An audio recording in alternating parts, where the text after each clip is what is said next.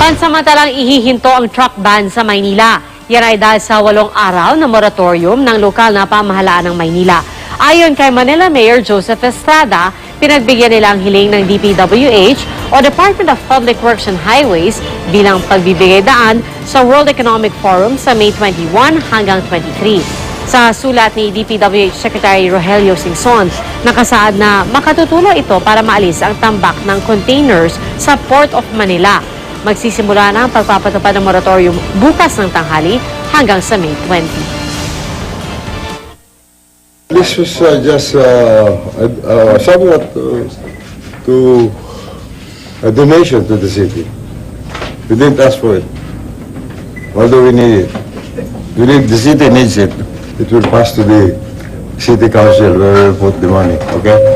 So I cannot tell you specifically where we will put it, okay?